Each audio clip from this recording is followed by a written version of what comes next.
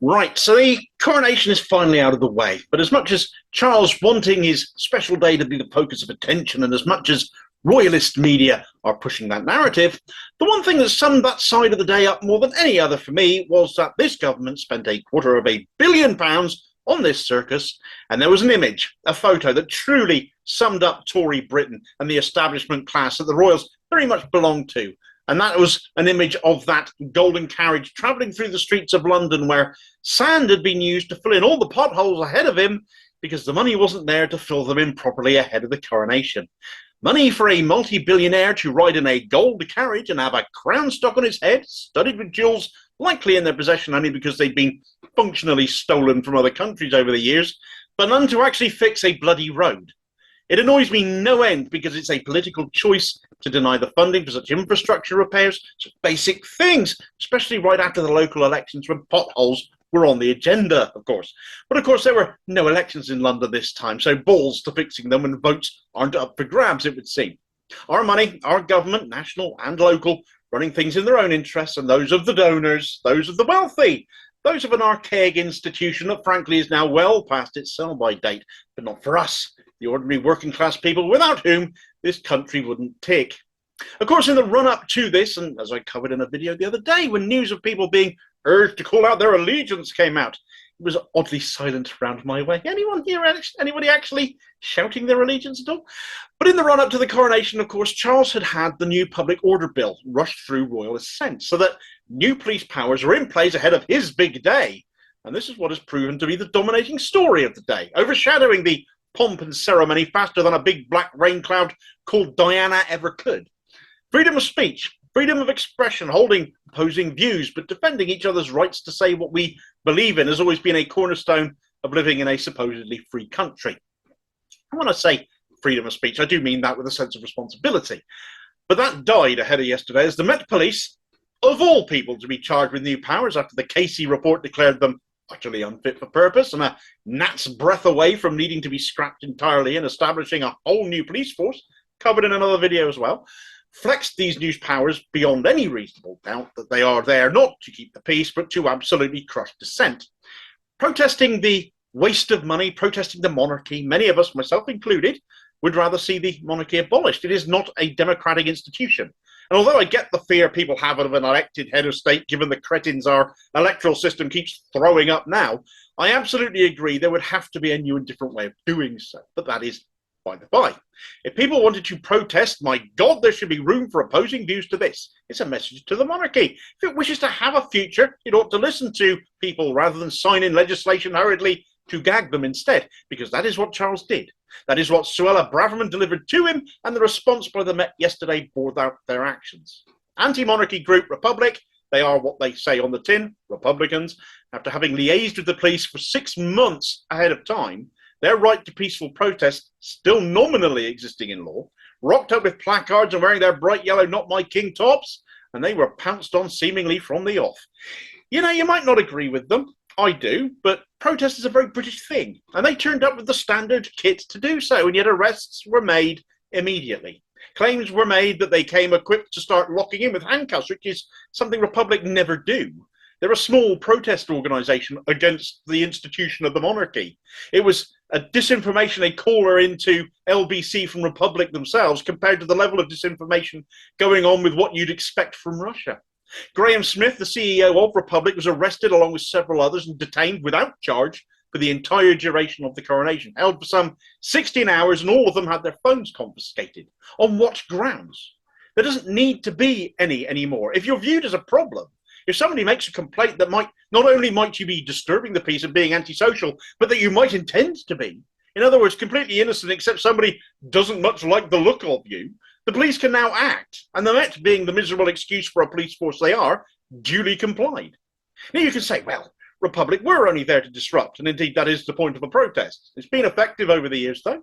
The suffragettes were disruptive, weren't they? The tall puddle marchers were disruptive. The levellers were disruptive. They all had really good points to make, though, didn't they? Well, of course, questions were asked of the police about what they were doing. Foreign journalists were there. Other independent journalists were there asking the police why they were being arrested. Why were these peaceful protesters being detained? And the Met flatly refused to say why anybody was being held by them. That in and of itself should raise suspicions, but given it's the Met, that should count for double. You can disagree with Republic, I'll say it again, but if you think this is fair or reasonable treatment of protesters, you ain't no Democrat. By all means, I hope you enjoyed the day if you're into it, if you had a slice of that coronation quiche. But it shouldn't be the case that those opposing it have to resort to inventing protester pie in return, which comes complete with a file in the middle of it. If you lack sympathy with Republic, though, how about others that were treated the same way? It wasn't just Republic that got locked up. Members of the Westminster Night Safety Team, the Night Stars, volunteers who go around at night. They're dressed up in bright pink vests. They work with the Met Police, for heaven's sake, go around handing out rape alarms to keep women safe on London's streets. Well, somebody had apparently claimed they thought rape alarms were going to be thrown as a form of disruption, and the Met, via their territorial support group, their public order policing unit, had them all detained on the basis, they claim, this was tweeted out by the official Met Police account, that this was intended to disrupt the procession, and the military had said the alarms would scare their horses. These are people the Met literally worked with, supposedly, and they locked them up as well. There's a part of me that was thinking how especially disgraceful this was, given several Met officers have been locked up for rape or worse. The Night Stars were arrested at 2 a.m, long before the coronation had even started, long before Republic had even showed up. They weren't even processed until 5 a.m. They were kept in cuffs the entire time, left with marks from their rough treatment, ending up held for 14 hours. Safety of people in London be damned as long as Charles got his day uninterrupted. He's the head of state. Even though the royal family are supposed to be above politics, the head of state is the most senior political figure in the country, and it's a post held by birthright rather than chosen by the people. People who disagree with that, and frankly anyone claiming to believe in democracy ought to, because there's nothing democratic about that at all, should feel entitled to speak out about that. Ours is the mother of all democracies, we keep saying, we keep claiming, other countries say it of us. Yet the head of state has no democratic mandate at all. Clearly yesterday at the coronation, that was not the case. Royalists will claim, oh, well, you can do that protesting sort of thing any other day, but why should this day not be the most important of all to have that say, to make that point, to peacefully protest against it? Who are you to say when freedom of speech and democracy can and can't be switched on and off? Frankly, this country needs a written constitution at this point, where these rights of freedom of speech and freedom of expression are enshrined and above the government of the day to interfere with and clamp down on.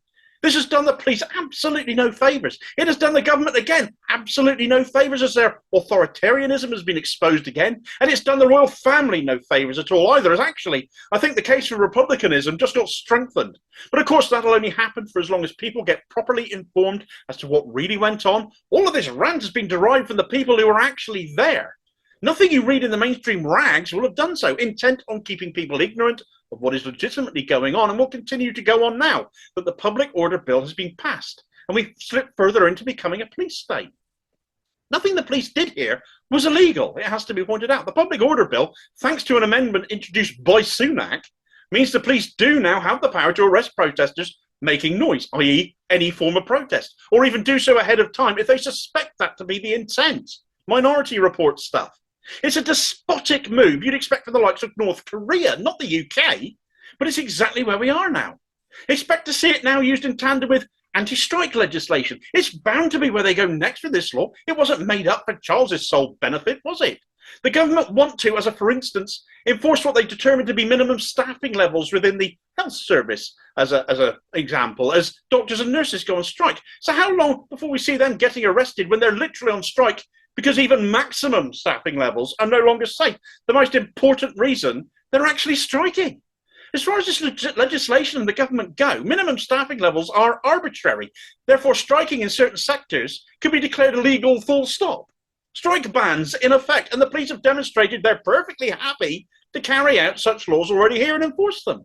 If only they'd enforce such a law, for example, against the water companies who are dumping shit in our rivers, but that won't happen, will it? Also, if you think the next Labour government under Keir Starmer will repeal it, think again.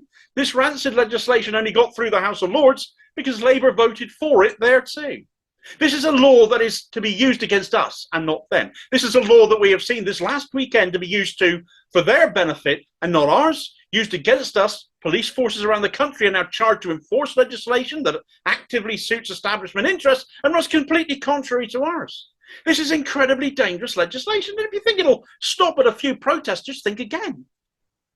Thanks for watching. If you appreciated this video, please do hit like and subscribe, leave a comment and hit the notification bell too so you don't miss the next one.